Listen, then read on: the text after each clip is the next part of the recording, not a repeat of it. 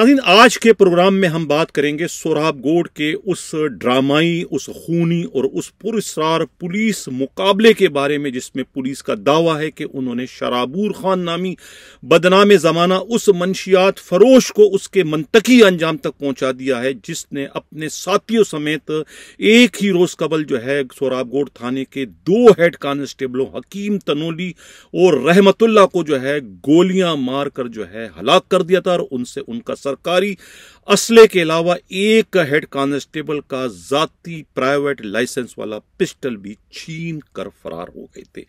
इस ड्रामाई और खूनी और पुरस्कार पुलिस मुकाबले की असलियत हकीकत क्या है, इस पर आगे चलकर हम अपने प्रोग्राम में डिटेल से बात करेंगे। प्रोग्राम के अगले हिस्से में हम बात करेंगे थरपार करके नौजवान एसएसपी एजाज शेख पर कि आखिर ऐसा क्या हुआ कि उन्हें अपने गनमैनों के हमरा जो है थरपारकर से कराची आकर अपने ही बरादर निस्बती को जो है वो जदकूब करना पड़ा, उन्हें शदीद जख्मी करके वहां से फरार होना पड़ा। इसकी हकीकत क्या है, इस पर भी आगे चलकर अपने प्रोग्राम में बात करेंगे। और प्रोग्राम के आखिर में हम खुद सिंध पुलिस के काबिल एहतराम सरबरा आईजी सिंध के खिलाफ जिन एसएचओज ने हाई कोर्ट का दरवाजा खटखटाया है, आखिर उनकी मजबूरी क्या थी, ऐसा क्या किया आईजी ने कि उन्हें अपने ही मातेतों के फरियाद पर जो है अब सिंध हाई कोर्ट को जो है वो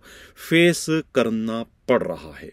नाज़रीन, बाज़ाब्ता अपने प्रोग्राम की शुरुआत जो है सोहराबगोड थाने के हदूद में गुज़िश्ता रोज़ पेश आने वाले उस पुरस्कार उस ड्रामाई खूनी पुलिस मुकाबले से करते हैं, जिसमें शराबूर खान नामी जो है एक मंशियात फरोश के मुकाबले में मारे जाने का पुलिस ने दावा किया है।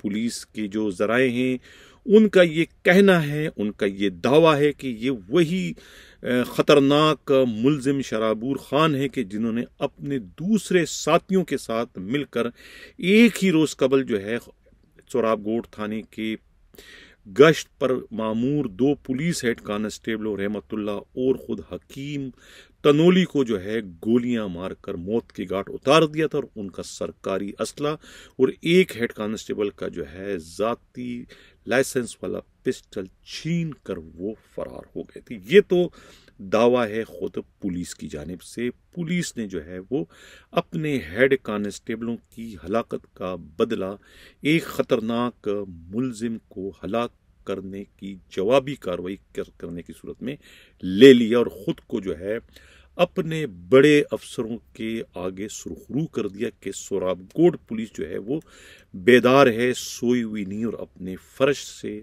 पूरी तरीके से आगाह है, जिसका जिंदा सबूत जो है इस शराबूर खान नामी मंशियात फरोश को 24 घंटे बाद उसके मंतकी अंजाम तक पहुंचाना है। नाज़रीन, इस सिलसिले में हमारे नुमाइंदा खसूसी ने इलाके का विज़िट किया, इलाके के लोगों से जब बातचीत की तो बहुत सारी जो है चौंका देने वाली मालूमात उन्हें मिली है। गर्चे उन तमाम तर मालूमात की तस्दीक के लिए जो है हमराज राही ने जो है वो सोहराबगोड थाने के एसएचओ मलक मज़र आवान के अलावा खुद हेड मुहर्रर जो है हनीफ चीमा से रब्ता करने की कोशिश की, लेकिन किसी ने भी जो है वो उन्हें मुंह नहीं लगाया, उन्हें घास नहीं डाला, क्योंकि उसका ताल्लुक जो है वो द अवामी शो से और द अवामी शो को वो एक तरीके से वो अपना जानी या अजली या बदतरीन दुश्मन ख्याल करते हैं। इसलिए उन्होंने उनकी मालूमात को सुने बगैर ही उन्हें रफा दफा कर दिया। इस वजह से उसकी तस्दीक ना हो सकी। मामला जो है वो इल्जामात जो है वो इंतहाई सनसनीखेज और बहुत ही ज्यादा अहमियत के हामिल हैं, जिसके लिए जो है मुझे खुदा सिंध पुलिस के आईजी गुलाम नबी मेमन साहब आपकी और ख़ास तौर से एडिशनल आईजी कराची यानी कोतवाली शहर जावेद आलम ओडो साहब आपके तवज्जो की ज़रूरत है। मामला यह है, बात दरअसल ये है कि ये जो 2 दिन के वाक़यात हैं, यानी कि एक रोज़ कबल जो है 2 पुलिस हेड कांस्टेबल हकीम तनोली और ख़ुद रहमतुल्लाह जो है वो उस वक्त नामालूम हमलावरों के फायरिंग से हलाक हो गए थे। बाद में पता चला कि ये जो ग्रुप है ये शराबू खान का ग्रुप है जो कि बदनाम ज़माना मंशियात फरोश है और इसका ताल्लुक जो है वो वज़ीरिस्तान से बताया जाता है, महसूद कबीले से इसका ताल्लुक है। ये पुलिस ने दावा किया है। अब पुलिस इसके पीछे पड़ गई थी, ये पुलिस ने दावा किया, लेकिन हमारे नुमाइंदे को जो है खुद वहाँ के लोगों के ज़रिए जो मालूमात मिली है वो कुछ इस तरीके से है कि ये शराबूर खान जो है ये आज जो पुलिस से इसका टाकरा हुआ ये आज नहीं हुआ, बल्कि ये पुलिस की कस्टडी में था पिछले 2 रोज से। ये दोनों जो हेड कांस्टेबल थे ये इसी मुलजिम शराबूर खान पर जो है वो मामूर थे, उसकी हिफाजत पर। एक जो इसमें मकतूल था यानी ये रहमतुल्लाह जिसका ताल्लुक अंदरून सिंध से है, इसके ताल्लुकात बताए जाते हैं मुलजिम शराबूर से, बहुत पुराने ताल्लुकात हैं। जाहिर है कि वो मंशियात फरोश है, सोराबगोड के इलाके में मंशियात बेचता है थोक के हिसाब से। जाहिर है पुलिस वालों का उससे लेन देन माँ सिवाय बत्ता लेने के और क्या हो सकता है, यही उनका लेन देन होता है, यही उनका ताल्लुक होते हैं। ये इसके ताल्लुकात उससे थे। ये पुलिस के हाथों पकड़ा गया था रंगे हाथों, तो पुलिस ने जो है इससे एक ब्लैंक चेक समझ लिया और उसके बाद उसे केश कराने की कोशिश की और उन दोनों हेड कांस्टेबलों को जो है ये उनकी ड्यूटी लगाई है कि इसके दूसरे साथियों से राब्ता करके उनसे कहो कि तुम्हारा जो गैंग लीडर है हमारे कस्टडी में है, अगर तुम लोग मुबैना तौर पर 50 लाख रुपया अदा करते हो तो हम इस शराबूर को जो है वो रिहा कर देंगे, शराबू खान को सॉरी, इसको हम रिहा कर देंगे। बसूरत दीगर अगर रकम नहीं दोगे तो इसे हम जाली पुलिस मुकाबले में हलाक कर देंगे। अब ये पैगाम जो है कहते हैं ये इतला है, पुलिस इसकी तस्दीक नहीं कर रही है, ये इतला है कि इन दोनों हेड कांस्टेबलों ने जो है वो राब्ता किया शराबू खान के दूसरे साथियों से। उन्होंने कहा कि भई आप आ जाओ, हम आपको पैसे देते हैं और हमारे साथी को भी साथ में ले आओ। उन्होंने कहा ठीक है हम आते, लेकिन वो शराबू को साथ में लेके नहीं गए बल्कि खुद दोनों जो है मोटरसाइकिलों पे गए और कहा कि शराबू जो है वो दूसरी गाड़ी में पुलिस पार्टी से ला रही है, आप हमें पैसे दो। अब वो समझ गए कि ये हमारे साथ गेम कर रहे हैं, ये पैसे लेने आए लेकिन हमारे साथी को नहीं लाया शराबू को, तो उन्होंने जो है वहीं पर उन पर फायरिंग कर दी और उन्हें मौके पर ही हलाक कर दिया और उनसे उनका सरकारी असला और एक का जो है वो गालिबन ये जो है हकीम का जाती जो पिस्टल था लाइसेंस वाला वो उससे छीन कर चले गए।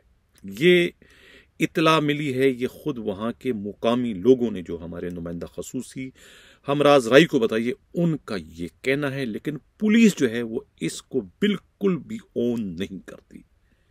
मेरी जिन पुलिस अफसरों से बात हुई, नुमाइंदा खसूसी को तो किसी ने मुंह नहीं लगाया, लेकिन मैंने जब वहाँ आला पैमाने पर बड़े लोगों अफसरों से बात की तो उन्होंने जो है मुकम्मल तौर पर इसका इनकार किया। मुमकिन है कि SSP ईस्ट जुबैर नज़ीर शेख को इल्म ही ना हो, उनका हो सकता है कि खुद चौधरी सुहेल फैज के इल्म में ना हो। कहा जाता है कि ये तमाम तर जो है वो डीलिंग जो है वो खुद SHO मलक मज़र आवान और ख़ुद वहाँ के जो बहुत ही मेहनती और होनहार जो वहाँ के हेड मुहर्रर है अनीफ चीमा जो है ये डीलिंग कर रहे थे। 50 लाख रुपए उन्होंने मांगा था। 50 लाख रुपए के एवज उन्होंने अपनी मुजरिमाना गफलत और लापरवाही की वजह से दोनों हेड कांस्टेबलों हकीम तनोली और उसके साथ साथ रहमतुल्लाह को जो है वो मौत की घाट उतार दिया। मैं किसके हाथ पे अपना लहू तलाश करूं, मैं किसके हाथ पे अपना लहू तलाश करूं, तमाम शहर ने पहने हुए हैं दस्ताने। गुलाम नबी मेमन साहब अब दस्ताने जिन्होंने पहने हैं हमें उनकी तलाश की ज़रूरत नहीं है, क्योंकि ये इतना ब्लाइंड जो है वो मर्डर नहीं है, अंधा कत्ल नहीं है, ये ओपन एंड शट केस है। ये खुद पुलिस वालों की मुजरिमाना गफलत और उनकी लापरवाही और उनकी लालच, उनकी हविस, रिश्वत सतानी की जो उनकी वबा है, बीमारी जो है जिन्हें खुद आपके बड़े अफसरों ने लगाई है, उस बीमारी की वजह से जो है वो इतने अंधे हो गए थे कि उन्होंने ये भी नहीं सोचा कि वो इस अंधेपन में जो है वो अपने 2 हेड कांस्टेबलों को जो है मौत के मुंह में धकेल रहे हैं। रिश्वत लेने की वजह से, हराम खाने की वजह से उन्होंने इन दोनों हेड कांस्टेबलों को जो है रिश्वत लेने के लिए, बार्गेनिंग करने के लिए, एक डीलिंग करने के लिए, एक तावान वसूल करने के लिए कि तुम्हारा बंदा शराबू खान हमारे कस्टडी में, पैसे दो वरना उसको जाली पुलिस मुकाबले में मार देंगे। उन्होंने उससे पहले ही दोनों को कड़का दिया। तो कौन है इनकी मौत का जिम्मेदार?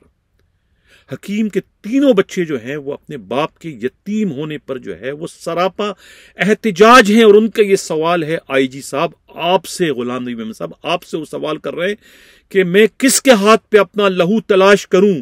तमाम शहर ने पहने हुए दस्ताने।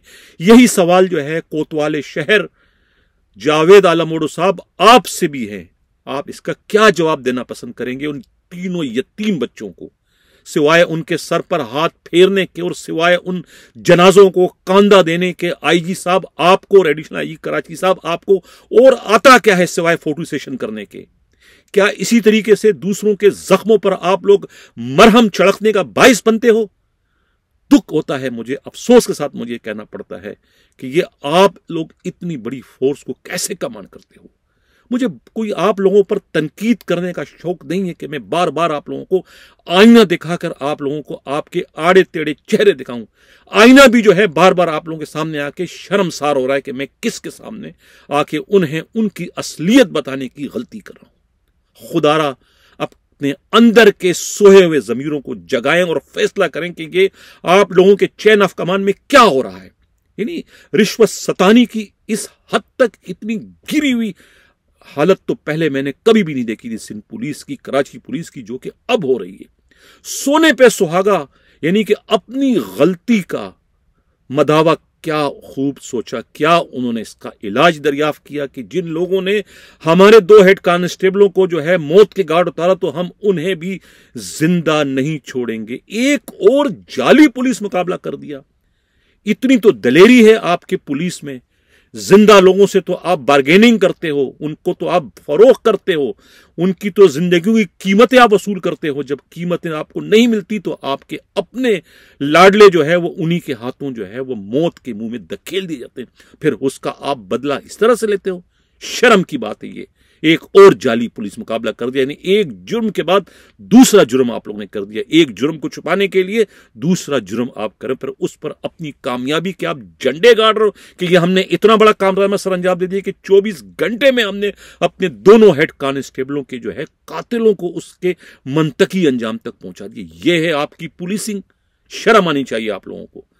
आईजी गुलाम नबी मेमन साहब और खुद कोतवाले शहर जावेद आलम ओडो साहब खुदा के लिए इस मामले की जो है वो शफाफ तरीके से इंक्वायरी करें और दूध का दूध और पानी का पानी कर दें कि इसमें असलियत क्या है। मैं पहले कह चुका हूं कि मेरे पास अपने नुमाइंदा खसूसी हमराज राही से उड़ती उड़ाती ये इत्तला है जिसकी पुलिस वाले किसी भी सूरत में जो है तस्दीक करने को तैयार नहीं। तस्दीक क्यों करेंगे?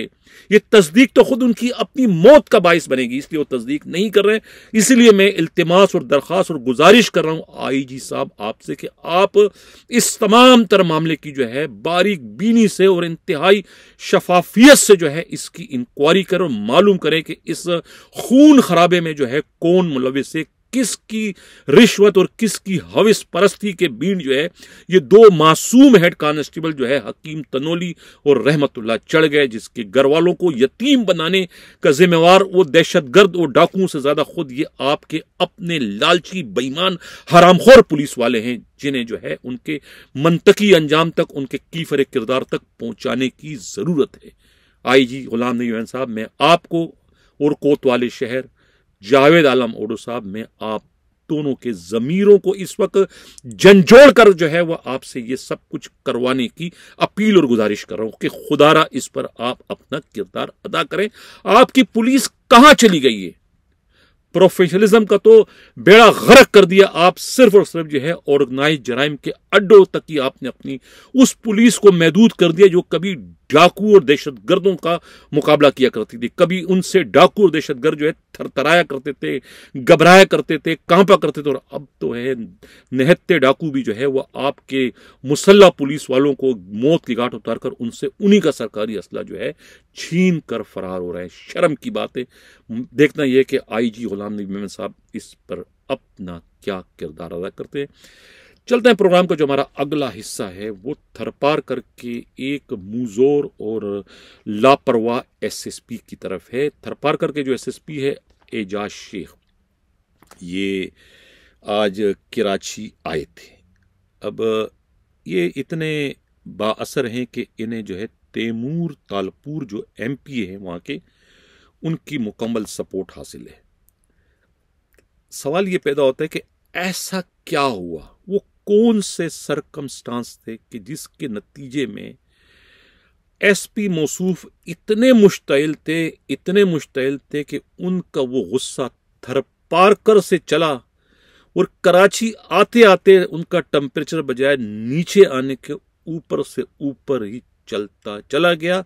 और उसके नतीजे में बोर्ड बेसन क्लिफ्टन में उनके जो बरादर निस्बती यानी उनके बहनोई जो है, जिसकी 1.5 साल कबल उनकी बहन से शादी हुई थी, मेरा इशारा जो है वो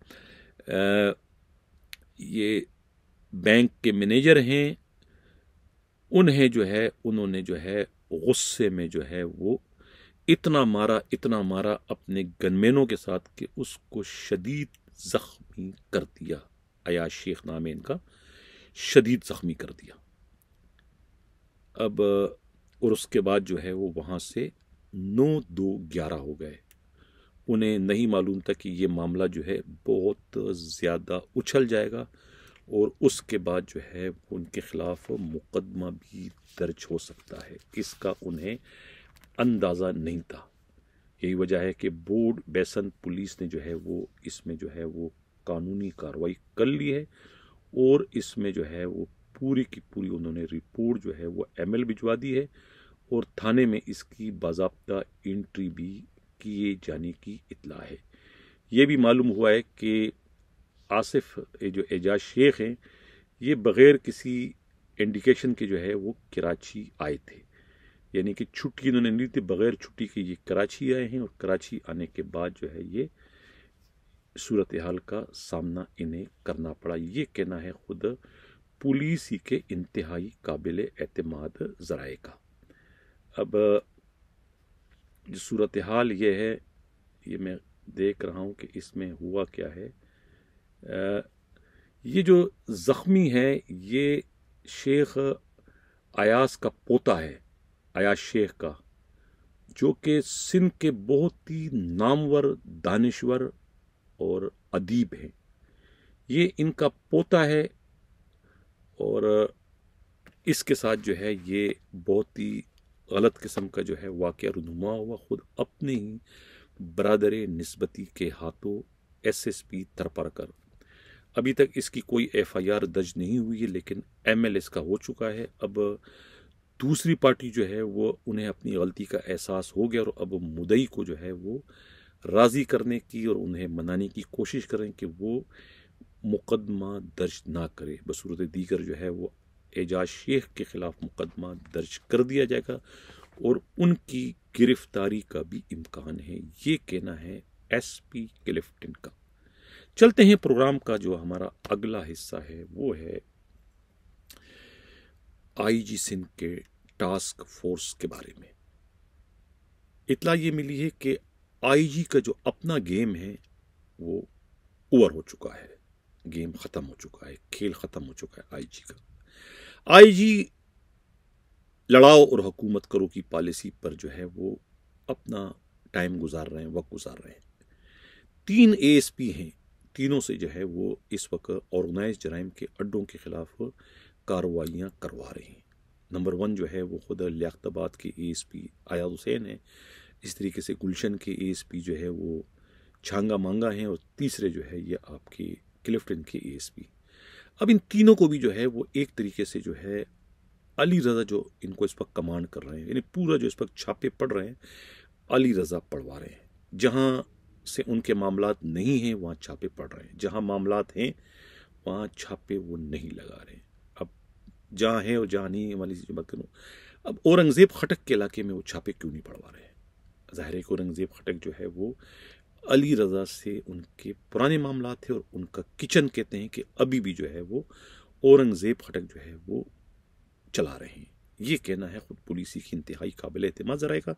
और इन तमाम तीनों एसएसपीज को जो है वो आपस में लड़वाया जा रहा है। ये तासुर इस तरह से दिया जा रहा है कि अब आईजी सिंध की चलाई गई इस जो है औरदाए जराइम के जो अड्डों के खिलाफ मुहिम है, इस मुहिम की कामयाबी या नाकामी का इन्हसार जो है इन तीनों एसएसपीज पर है। हालांकि तमाम की लगामें जो है खुद आईजी के हाथ में, लेकिन आईजी जो है वो खुद को इन तीनों एएसपीज के पीछे जो है वो छुपाने की कोशिश करें, जैसा ये साबित करें कि मेरा इन तमाम तर मामलात से कोई लेना देना नहीं, बल्कि ये तीनों जो है ये खुद अपने तौर पर जो है ये तमाम तर कार्रवाइयाँ करें। ये फैसला इनका अपना है कि इन्होंने कहाँ छापे मारने हैं और कहाँ इन्होंने छापे नहीं लगाने हैं।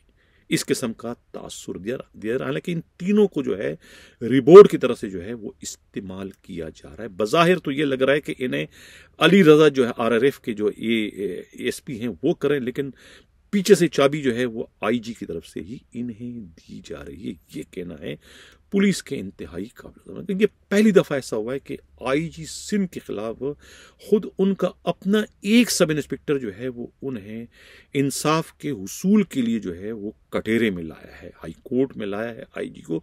ये एक बहुत बड़ी बात है। यानी में इशारा है इत्तेहाद टाउन के जो एसएचओ हैं उनकी जानिब हैं, जो इस वक्त मुअत्तल हो चुके हैं, अरबाब की तरफ है। उन्होंने जो है वो हाई कोर्ट में पिटीशन की है अपनी आईजी के खिलाफ कि आईजी ने मिस यूज ऑफ पावर किया है। यानी कि आईजी के पास जो है वो किसी को सस्पेंड करने का, किसी को डिसमिस करने का, किसी को ये इख्तियारी नहीं है, क्योंकि आईजी जो है वो अपीलिंग अथॉरिटी है। आईजी अगर ये सब कुछ करेगा तो फिर अपील के लिए मातहत कहाँ जाएंगे, उनसे वो अपील का हक जो है ख़त्म हो जाता है और पुलिस रूल जो है वो इसकी इजाज़त नहीं देते। इसी किस्म का मौक़िफ़ इख्तियार करके वो हाई कोर्ट गए और हाई कोर्ट ने उनकी पटिशन जो है वो न सिर्फ एक्सेप्ट कर लिए बल्कि उस पर जो है वो नोटिस भी जो है वो जारी कर दिए। ग़ालिबन आज उसकी समात भी होने जा रही है। तो ये कितनी एक अजीब सी बात है कि आईजी सिंध को अपने ही इक़दामात के नतीजे में खुद अपने मातेतों की जानिब से जो है वो इंसाफ के हुसूल के लिए अदालत के कटहरे में जो है वो जाना पड़ रहा है। इससे पहले इसकी इस तरह की कोई नज़ीर जो है वो नहीं मिलती। ये कहना है खुद पुलिस के इंतहाई काबिल एतमाद ज़राए। नाज़रीन, इजाज़त चाहने से पहले मैं इतना ज़रूर अर्ज़ करता चलूँ कि द अवामी शो जो है वो एक बार फिर ख़बरों की दौड़ में दूसरों पर सबकत ले जाने में कामयाब हो गया। जिस शर्जील खरल की डीआईजी सीआईए की हैसियत से नोटिफिकेशन जारी अब हुआ है, इसकी खबर सबसे पहले हमारे नुमाइंदा खसूसी हमराज राही ने एक हफ्ता कबल ब्रेक की थी, जिस पर अब जाकर जो है सिंध हुकूमत ने जो है नोटिफिकेशन जारी कर दिया। कहा जाता है कि सीआईए के डीआईजी जो है करीम खान जो है वो 1 महीने की छुट्टी पर बैरूनी मुल्क फैमिली के साथ अमेरिका जा रहे हैं और गालिब इम्कान ये कि दोबारा वापस सिंध पुलिस में नहीं आएंगे बल्कि इस्लामाबाद या फिर खैबर पख्तूनख्वा पुलिस में अपना ट्रांसफ़र करवा लेंगे। कहा यह भी जाता है कि शर्जील खरल जो है वो ये जो पोस्टिंग उन्होंने ली है ये कोई मुस्तकिल बुनियादों पर नहीं बल्कि वो ट्रांजिट पर जो है वो यहाँ आए हैं। कुछ अरसे के लिए वो तेल देखो और तेल की धार देखो की पॉलिसी पर इस वक्त अमल पैरा हैं कि जैसी कोई इलेक्शन का ऐलान होता है उसके बाद ही उनकी जो अगली मंजिल है वो साउथ के डीआईजी की हैसियत से चार्ज संभालने की है। ये कहना है खुद पुलिस के इंतहाई काबिल एतमाद ज़राए का। इसी के साथ नाज़रीन इजाज़त चाहता हूँ। अल्लाह हाफिज़।